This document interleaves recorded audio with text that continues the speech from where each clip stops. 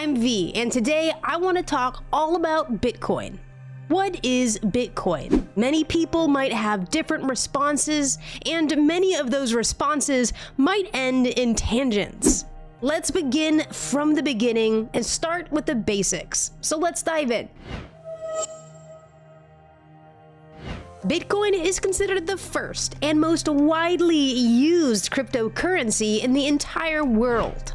From countries adopting Bitcoin to your relatives buying it back in 2017. Bitcoin is the most popular cryptocurrency for many reasons. Before we get into those reasons, I first want to define what cryptocurrencies are. A cryptocurrency is a digital and decentralized form of currency that is built by applying the principles of computer science, cryptography, and of course, economics.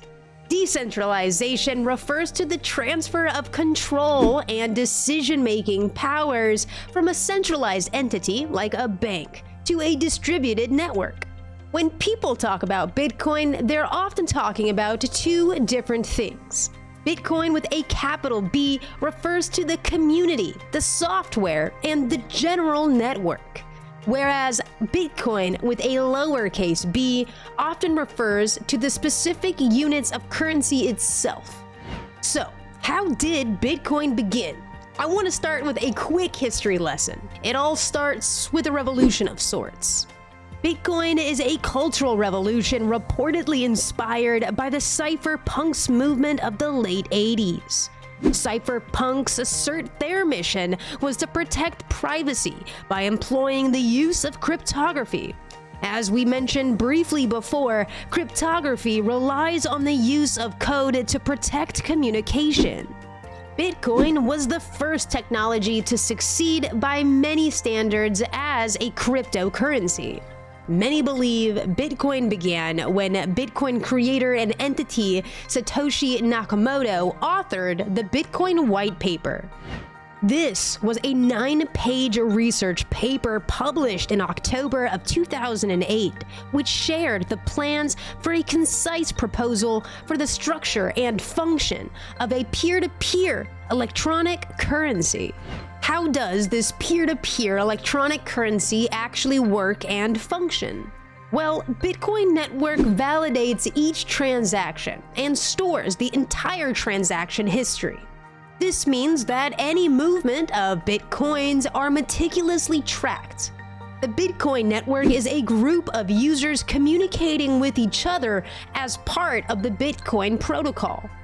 We'll go into the Bitcoin protocol in depth in another video. The key thing to understand here is that Bitcoin merely uses a blockchain to transparently record a ledger of payments.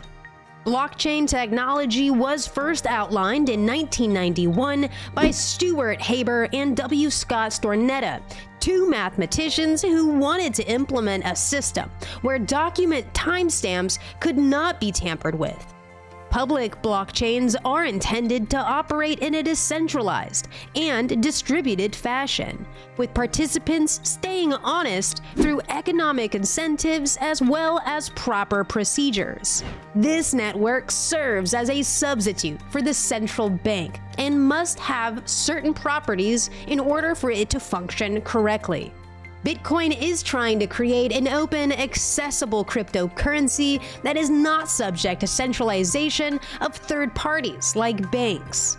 In Bitcoin, identity and account management are completely autonomous. Users do not need to use their explicit identities.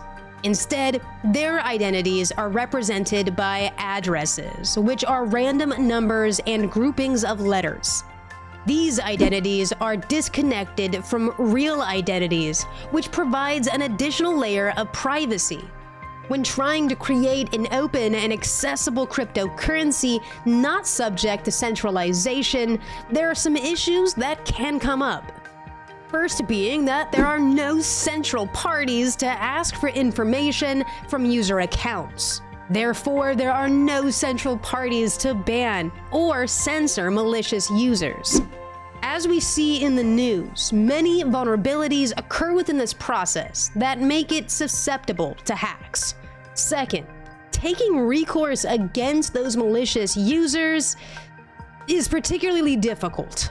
The most popular attack is known as the double spending attack, an attack where a value is used for more than it's worth. For example, in the real-world application of the US dollar, it is easy to prevent double spending. Since dollars can't be copied and pasted, and we have a process to detect counterfeits, it's easy to stop the double spending in US dollars before it happens. However, in digital currencies, it's extra important to ensure that the virtual token has not been promised to more than one person. So, how does Bitcoin aim to solve the problems within cryptocurrency? Well, it starts by first instilling trust in its protocol that incentivizes users of the network to behave honestly. Bitcoin works by instilling trust in math and logic. There are no banks equivalent on the Bitcoin network. Instead, everyone can verify and audit the transaction history on their own. The decentralized nature of Bitcoin and its peer-to-peer network works to prevent a single point of failure. Because everyone is a record keeper, if one area is targeted within Bitcoin, the rest of the network can ensure the overall integrity of the transactional record. Many believe that it is all of these pieces working in unison that makes Bitcoin the revolution that kicked off the cryptocurrency movement. Don't forget to like and subscribe to the channel for more videos like this.